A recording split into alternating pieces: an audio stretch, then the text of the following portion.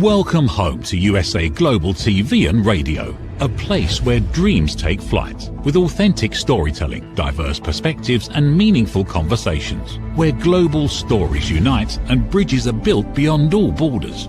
Discover world-class education, entertainment, hope and inspiration. Together, we're building bridges worldwide. Subscribe to our channel, USA Global TV. Download our app, USA Global TV. Be our guest or join our team. Visit usaglobaltv.com. Thanks to our founder and executive producer, Dr. Jacalyn Kerbeck. Music score by Yeffy Tang from Cloud Road Music.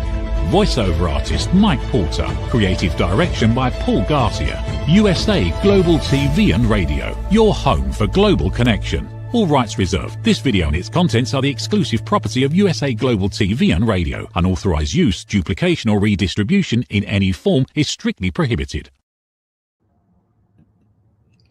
What happens when you have a mutual acquaintance who becomes someone you really rely on in so many ways? We're going to find out today on this episode of Dr. Jacalyn Unscripted. My guest today is Alison Mcbain, and we are going to be talking initially about the wonderful Mickey Mickelson from Creative Edge. Let's welcome award-winning author Alison Mcbain. Hello, nice to have you today. Oh, well, thanks so much for having me. It's great to see you again. Thanks. It's great to see you as well. And I love the yellow. I love the brightness. It just makes me smile. Yeah, this is my office. This is where all the magic happens. And yeah, I love being surrounded by bright colors because it just, I don't know, it keeps you awake. It keeps you on focus. I love it. Absolutely. And our environment really does make a difference. So I mentioned at the top of the show about Mickey Mickelson. Mickey has been sending us people like yourself for, I think, 5 years now. And I just am amazed at the caliber and quality of clients that he has. What's your experience been with Mickey? Oh, it's been fabulous. I definitely love what he does, what he represents. And he's just such a positive person too, so like, it's just a pleasure to always talk with him. But yeah, I actually met him originally because I was a book reviews editor for a magazine, and he would send me clients say, oh, would you like to take a look at one of their books? And I always had a wonderful time reading his clients' books. And so when I had the opportunity to myself, reach out for a publicist, his was like the first name that I was looking for. So. And I would highly recommend him also. So a question I have, because many times we interview people who do not have a publicist, let's say, and they've written a book, or maybe they're a keynote speaker, but they don't actually have anyone who's promoting their work. And this story I'll get from people is, that's only for people who are really successful. And I say, well, what about you? Do you have plans to be really successful? And if so, who's going to help you on that journey? What are your thoughts about that, Allison? Well, I definitely would say that you don't necessarily need a publicist when you're just starting out. Like, especially if you're an author and you're planning on writing multiple books, you sort of want to learn the ropes first. And a lot of that is very valuable experience that you can carry with you when you do start a relationship with a publicist and have them help you promote your brand. But it does help. At least in my case, it really helped to get started first and sort of figure out what I was doing, and then reach out to Mickey to really augment and really help me get to the next level, I would say. And I think kind of what we're touching on here that's really important is, many times we have imposter syndrome where we don't think we're worthy. So did you ever experience that? Oh my goodness, I experience it every day still. I don't know about you. Like, there's always another metric, and it's really hard not to compare yourself to others, isn't it? Because you can always say, oh my goodness, this author got this award, or this author, they hit this platform before I did. Like, so it's hard, especially as a new author, to shut out that voice that is like screaming at you, like, okay, you're not good enough. You're not, you're not doing the right things in the right order. So what really helps is just to sort of shut out all that noise, to sort of focus on what you're doing, tell your own story, and just celebrate your own successes and not try to compare yourself to anyone else. And it's hard, but it is definitely worth it. It's kind of like we have to take that noise inside of our head and just tune it out and focus on what we're doing. And I know myself as an author, I think I've published 26 books or 28 books, I'm not sure, but I no longer am really concerned with making money because I wasn't making the kind of money that I thought I would be making. In fact, I checked my Ingram Spark account a couple of days ago and I sold 2 books and I was like, who are those 2 people? I'd love to go find them and thank them. So now I carry my books with me and I sign them and I give them away sort of as a calling card, as a business card. Have you ever thought of doing that? And if so, has it worked out or is it something you're completely against? I'm definitely not against it. I do give out copies of my books. I do giveaways. I also, for reviews, I do give out copies for reviews. It can definitely help spread the word because the way I feel that a lot of books do get to the next level is by word spreading, by word of mouth. It's not necessarily like, oh, I'm going to pop an advertisement on Facebook. That's that's never worked for me, honestly, like just straight up advertising. It's, going out, giving talks, doing workshops, meeting people who really enjoy the genres that I write in. And sometimes it is that, that personal touch. Okay, I'm going to give you a signed book and let me know if you like it. And guess what? In your case, I have these 25 other books you can also read, so that can definitely be helpful. I agree with you. It's at least for my children's series, I will sign 1 or 2 books, and then I'll say, "Well, there are 9 others that you can buy and sign." And if so, please do leave a review. And I find 0 reviews. I mean, one person actually did leave a review, and I had to thank them in person. But most people, even when they get the book for free, do not leave a review. So, what do you think the whole philosophy is? People don't want their name out there, or they just don't feel like doing it? Oh, reviews are like finding nuggets of gold because yeah, it's really hard. I don't know what it is. I guess it's just like inertia.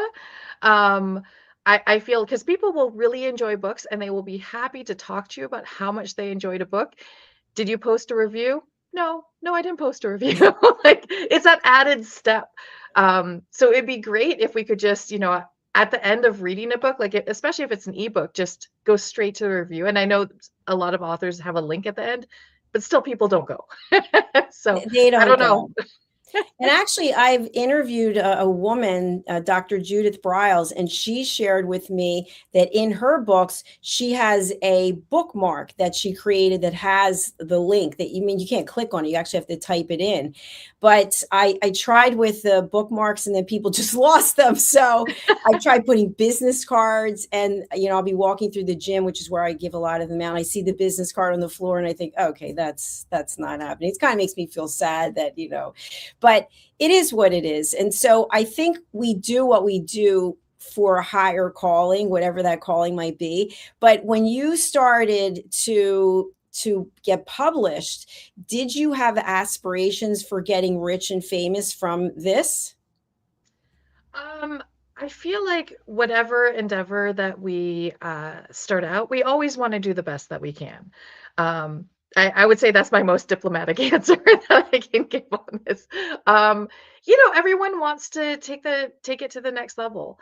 For example, one thing, if you talk to most authors of fiction, especially, they'll say, "Oh yes, I would love if my book went on to be like a film or TV series just because it will reach a wider audience." That is something that we all hope that, you know, our books will inspire others to, you know, live a better life, live their best life, or, maybe even take up the pen themselves and become writers because they were so inspired. I mean, I was inspired by so many authors growing up and even today, there are so many authors I'm like, wow, they did such a beautiful job. Like it just makes me want to go out and write myself. So yeah, there are many avenues to success. And I feel like, again, part of saying, yes, I'm going to be a billionaire, I'm going to be like J.K. Rowling, I'm going to make so much money, is unrealistic in a lot of ways.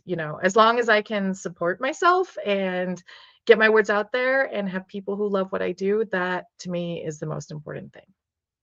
It's very true. And, one of the things that I think about, because I take business courses and I follow, let's say, Mel Robbins, and she was going through what she went through. And then she wrote this book, I think the 5-second rule, something like that, and the let them theory. And all of a sudden, boom, it's like your whole life, your trajectory goes to a new level. Excuse me. And so I wonder in the business school that I'm in right now, they're always recommending books. And I think, well, how do you get on that recommended list? What do I have to do to get my book on there? And so I think it's a matter of continuously putting yourself out there. Like you were talking in the beginning about doing keynote speeches, about doing workshops so that people can see you. Because I don't know what the statistics are, but every day right now while we're speaking, people are publishing books on Amazon. And so you have to be able to differentiate yourself. When did you realize that you were comfortable being a visible public figure?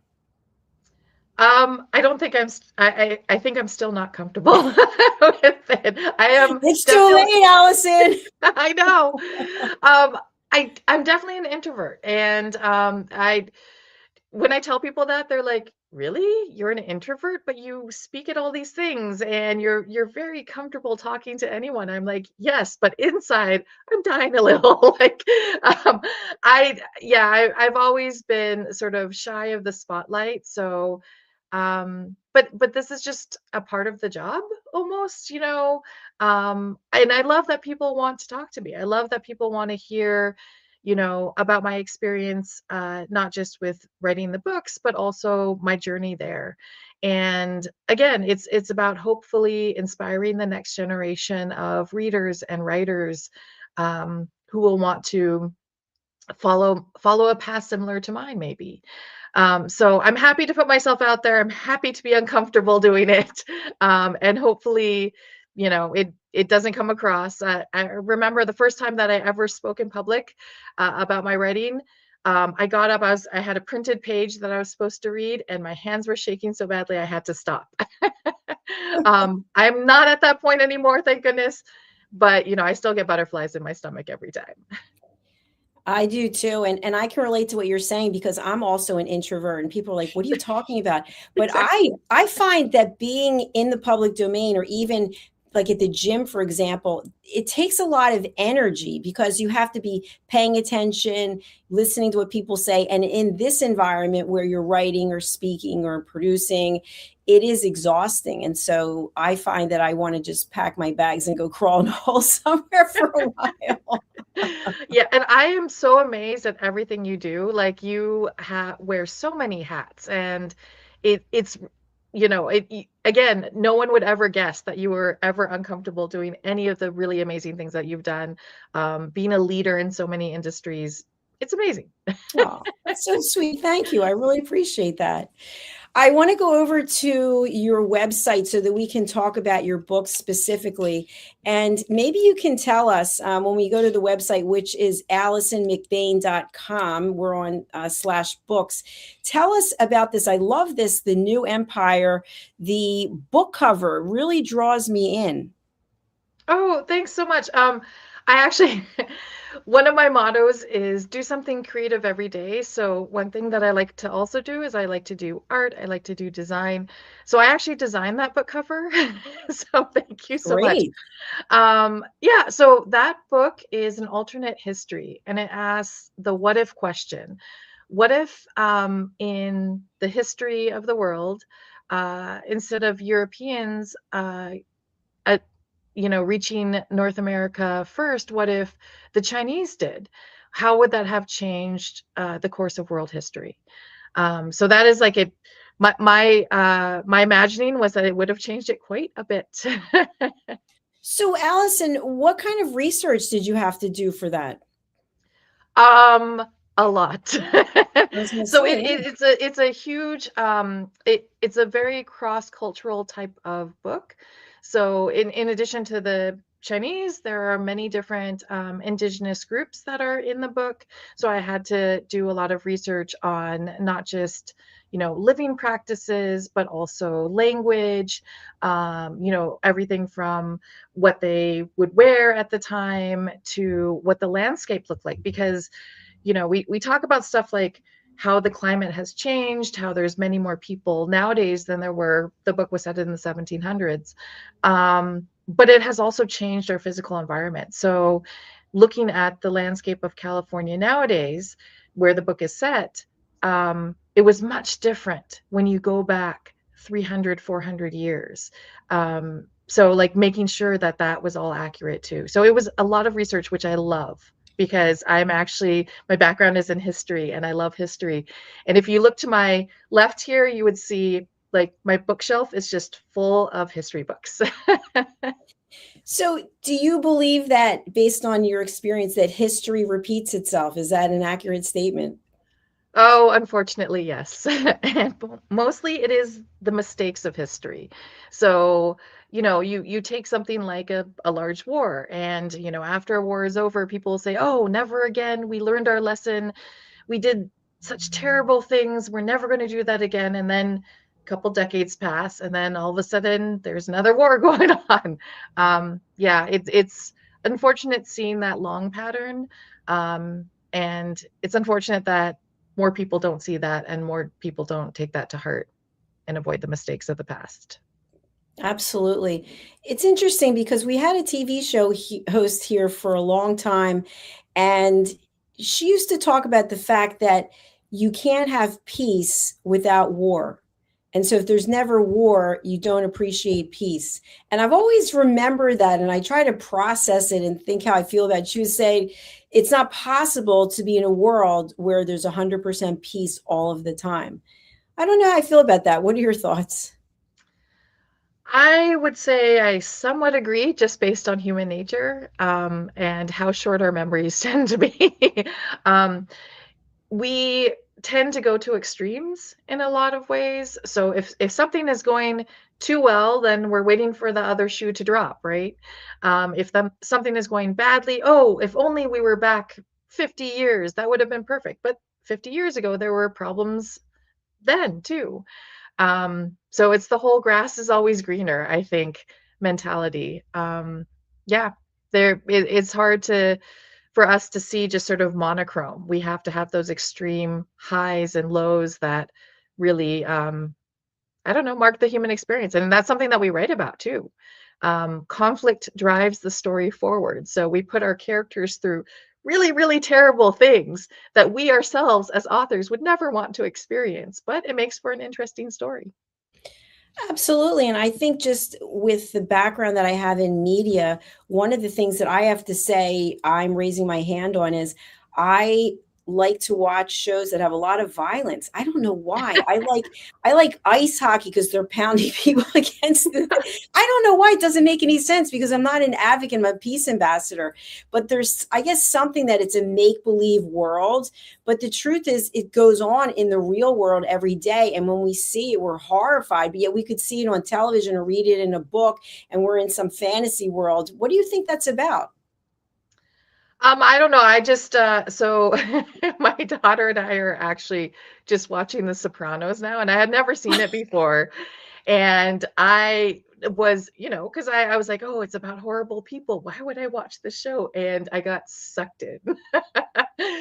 But yeah, I guess we're looking for something that we would never want to experience ourselves, because hopefully we are sane and don't want to put ourselves through terrible things. But it gives us a sense of comfort maybe in our own worldview. So terrible fictional things, it's safe because it's fiction, are happening on the screen, and we can watch it and enjoy it because, hey, that's not happening to us. So I think that's part of the fascination. It's something that we don't know about, we would never want to know about, except we can have sort of a voyeuristic peek into that world. It might not be an accurate world. I don't know. I've never been in the mafia. I don't know how accurate The Sopranos is, but it is fun to see someone else's imagining of it, and not ever have to go into that world ourselves. Absolutely. And it's so funny. I knew you were going to say Sopranos. That's why I started. I don't know why it just popped into my head. I'm like, she's going to say Sopranos. I love The Sopranos. One of the series that really resonated with me was Breaking Bad. And I think I've watched it at least 6 times. And I've had people say to me, but you're totally against drugs. Why would you be watching? Like, to me, it's fascinating that, the whole premise that a high school teacher who was straight ace, just would become a meth manufacturer. And so it was so hard to believe, but yet you're so drawn in, but yet I'd want nothing to do with that in the real world. So maybe that is, we just check out of our life for a little while to imagine what it'd be like in this world. And then we go, you know what? Thank God I don't live in that world. Yeah. I mean, it's escapism. Like, and especially, as we were talking about wars and other things going on that are not so great in the real world, having that escape, I think, is something that keeps us, mentally stable, I would say. Like, well, at least we're not there. At least we're not doing that. Yeah. So it really helps us appreciate what we have, I think.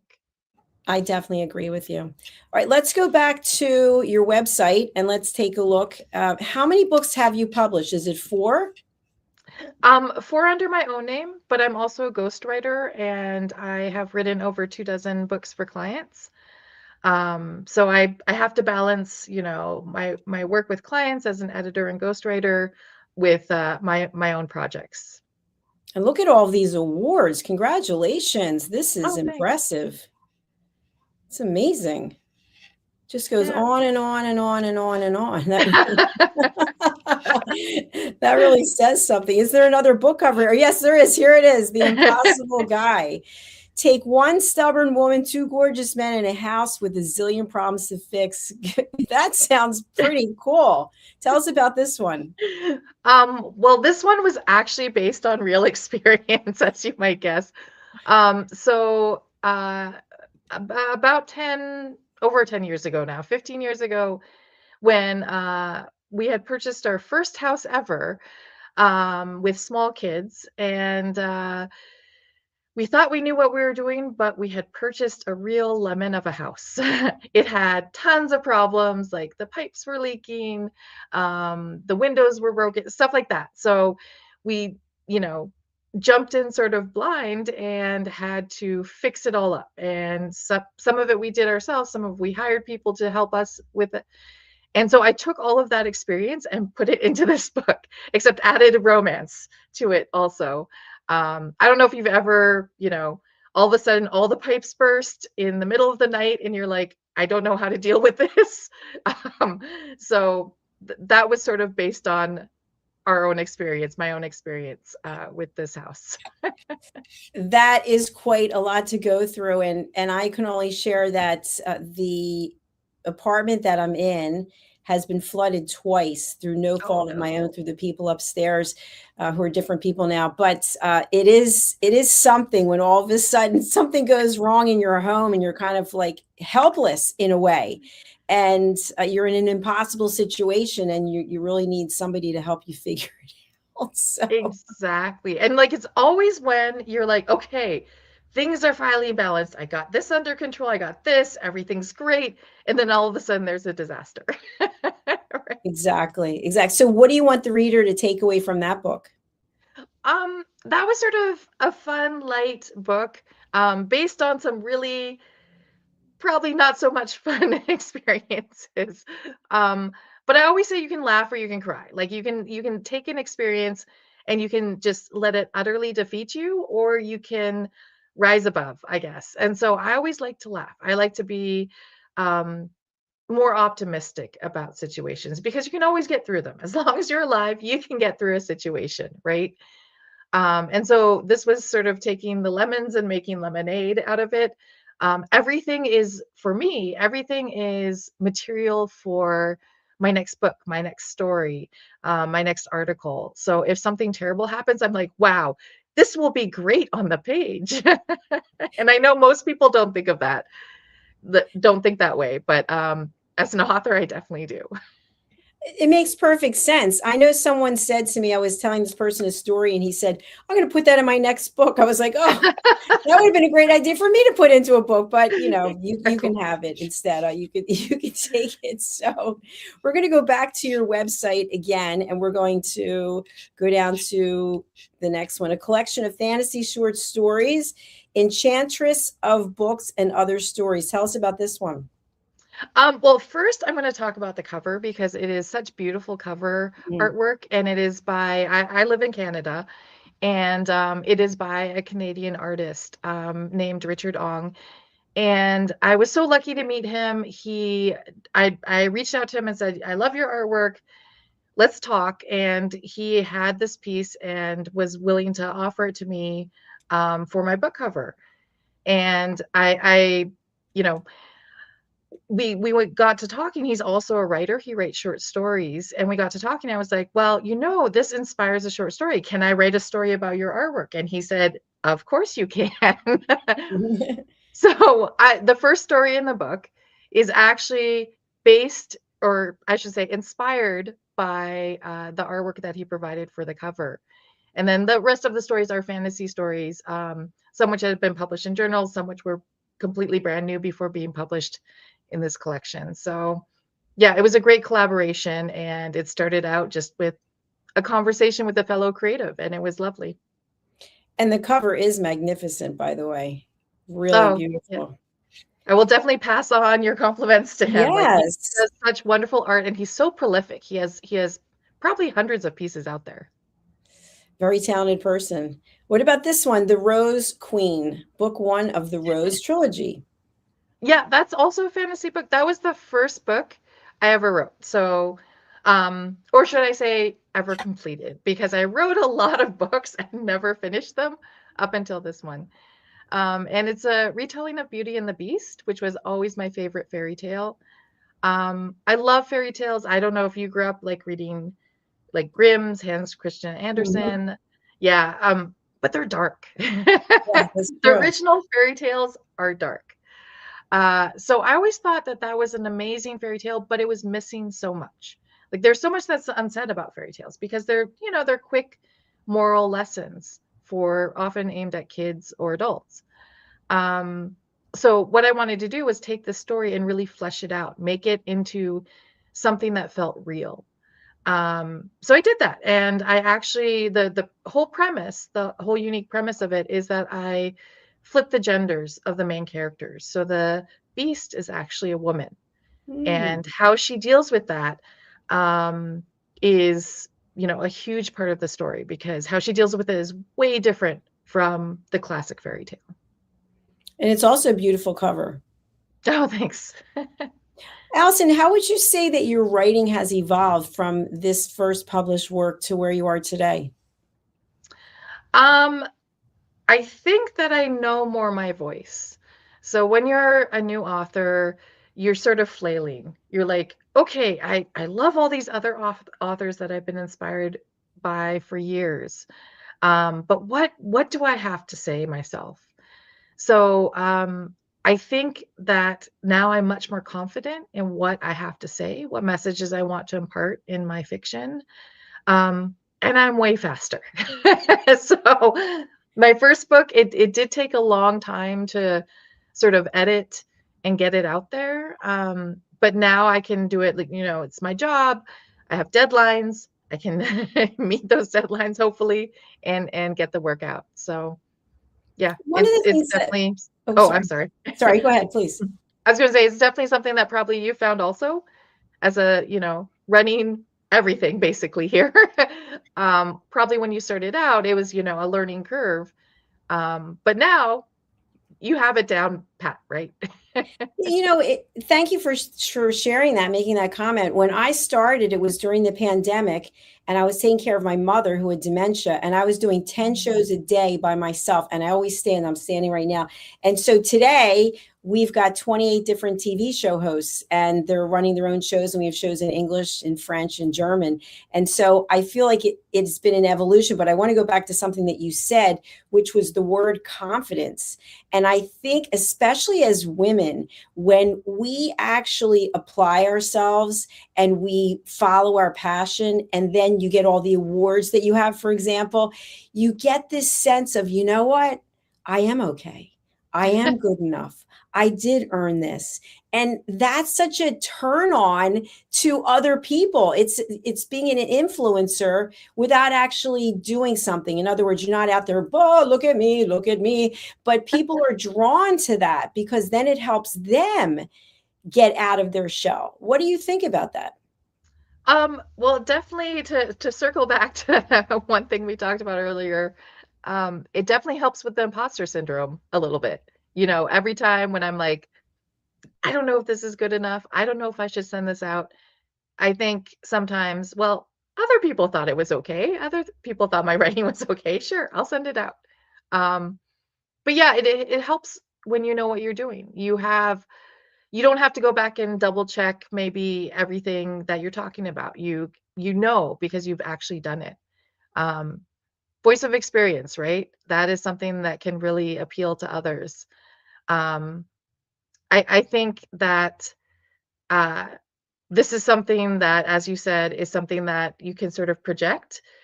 And it has helped with that whole white knuckle speaking, nervousness that I started out with. Now I can sort of pull from my own experience and say, okay, I can do this. This is okay. Right.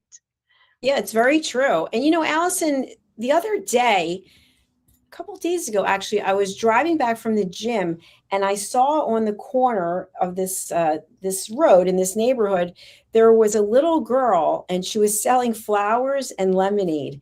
And I thought, oh my gosh, I would love to follow this journey of where she's going to go and how that's going to impact her life. And I really applaud that, because if you think about when we're children, when we're young, we actually demonstrate some of these characteristics that either we're going to embrace and move forward with, or we become embarrassed and ashamed that, we're too aggressive or too outspoken, or whatever the case may be. And so when you were young growing up, did you see any characteristics in yourself that maybe you didn't let the world see? Or did you see any that you embraced? Like I mentioned, this little girl who's obviously she's in business at her age.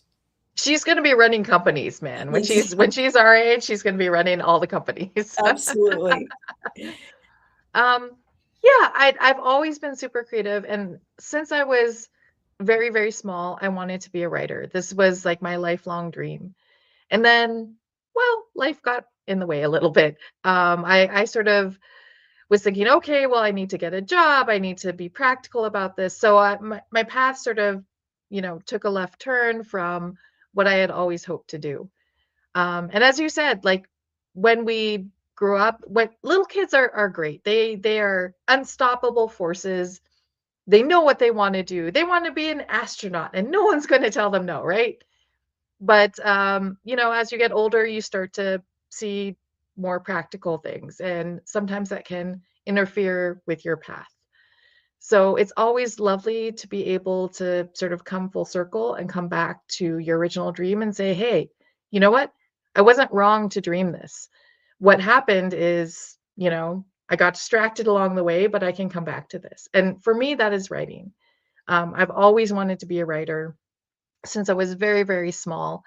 And it took, I think, you know, multiple jobs, meeting, my husband and getting married and having kids and seeing the confidence in my children that they have their own paths and they want to do what they want to do, to sort of bring me full circle and bring me back to my own dream. I didn't get my first book published until I was in my 30s. So, I haven't stopped since then. You're the girl on fire. And you mentioned that you are also a ghostwriter. How do you determine whether or not you're going to take on a project? I'm lucky that I can pick and choose because a lot of what I do for my main job is editing. So for ghostwriting, I can be more selective because it is a big commitment and you are writing in someone else's world. So you want to make sure that you're comfortable in that world. It's not for everyone, definitely, and it can be hard to do.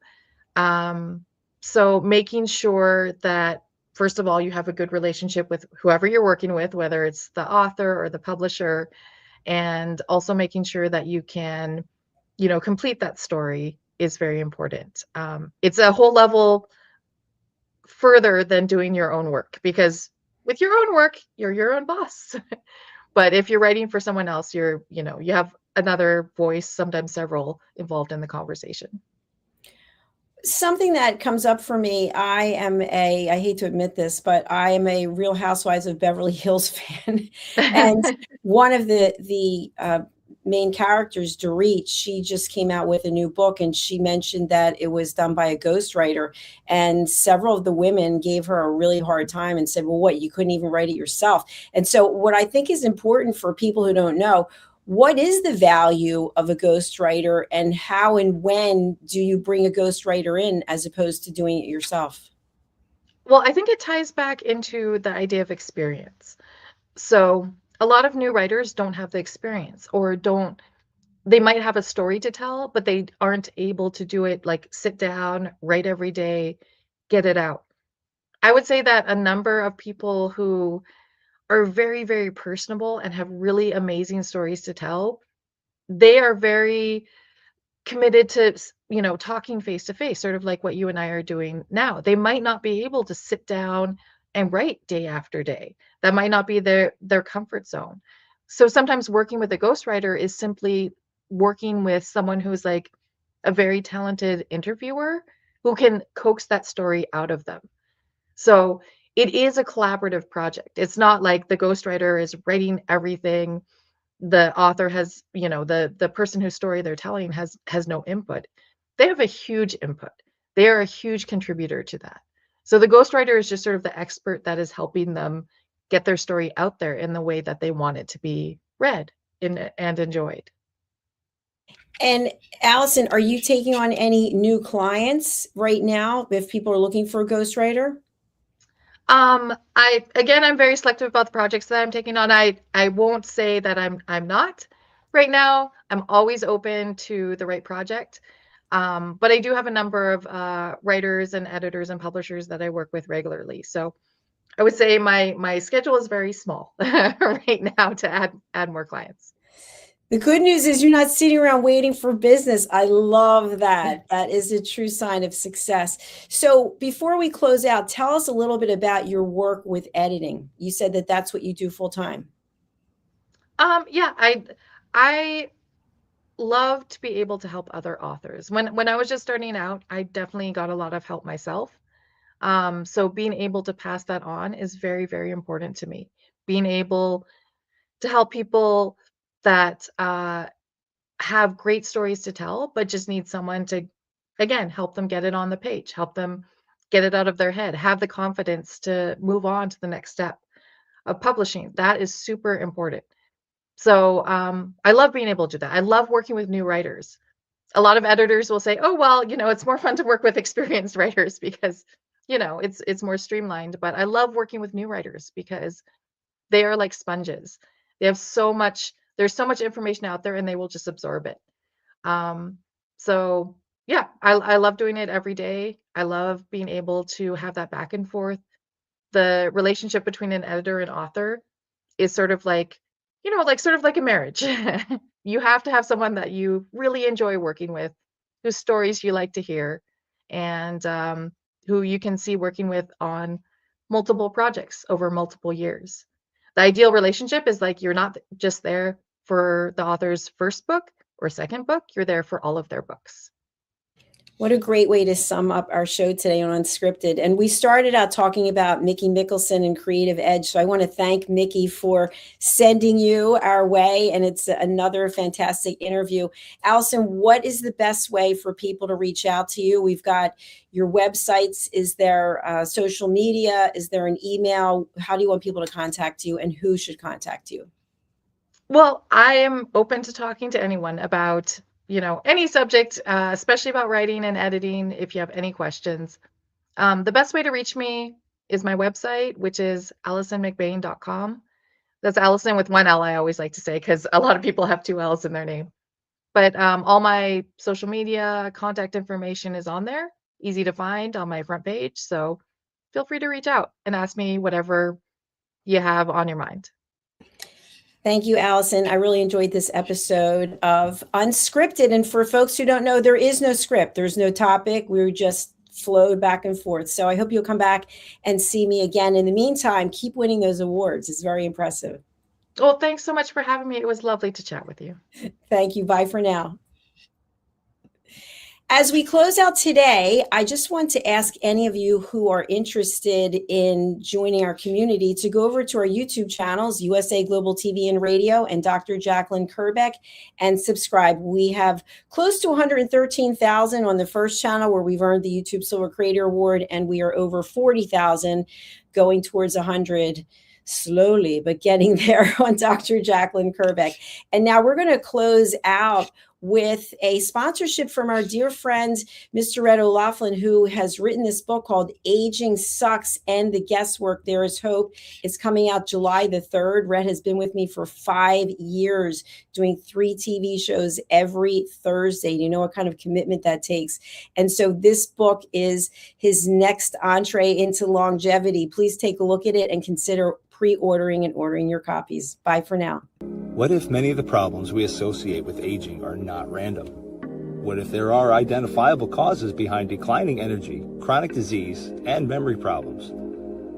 We have been told that aging is simply something we must accept, that slowing down is normal, that growing older means growing weaker. But what if that's only part of the story? Why do some people remain active and engaged well into their later years? Why do others struggle with disease, fatigue, and declining health? What is happening beneath the surface? What processes drive aging? In Aging Sucks, researcher, educator, and author Red O'Loughlin explores what researchers have discovered about why we grow older.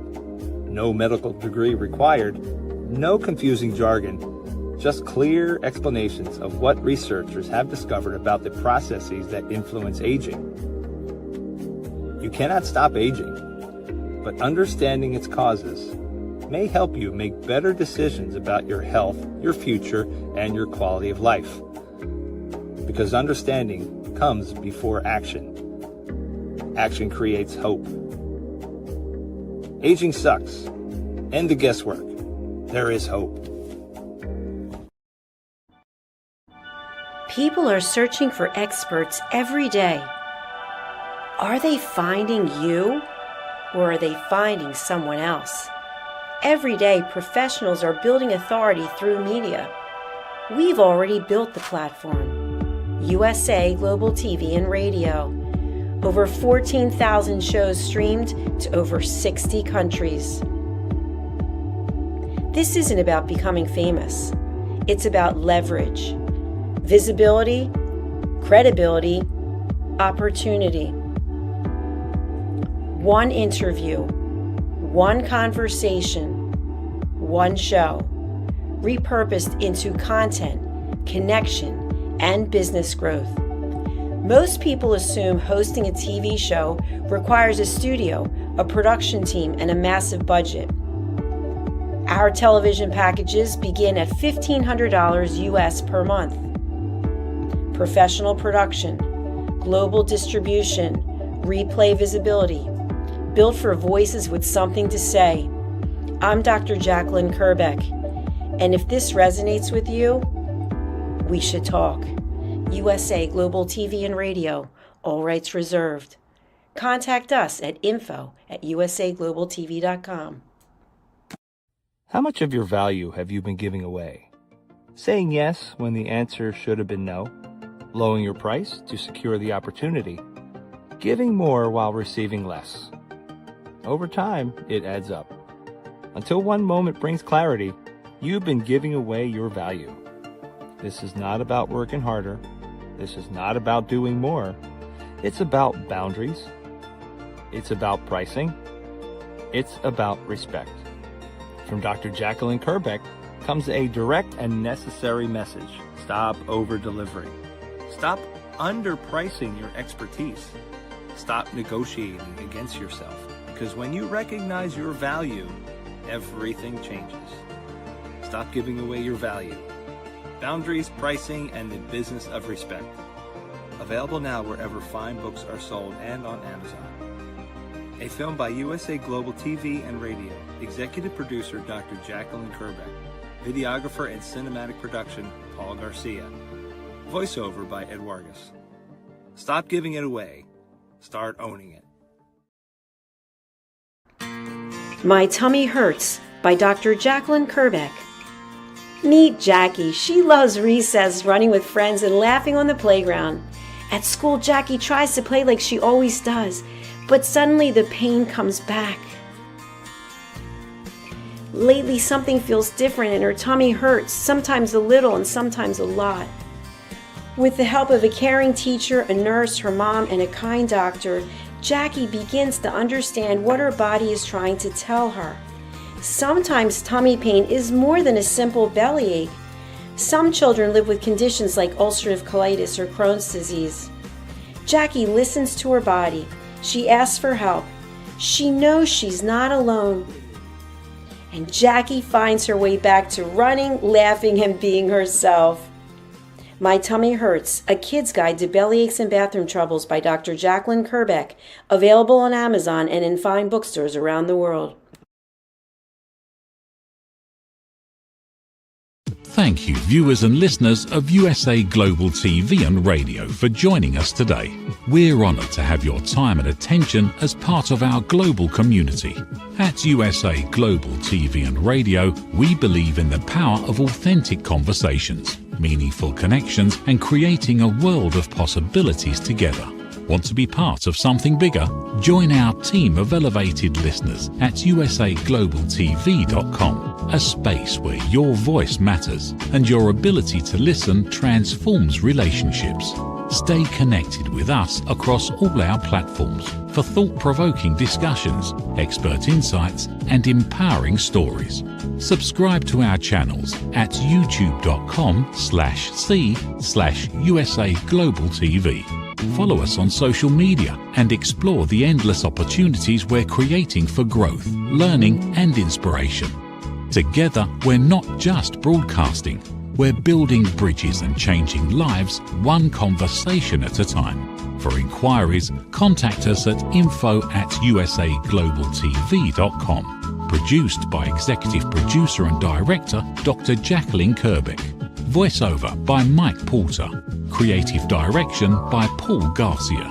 All rights reserved. Visit usaglobaltv.com to view our full terms and conditions.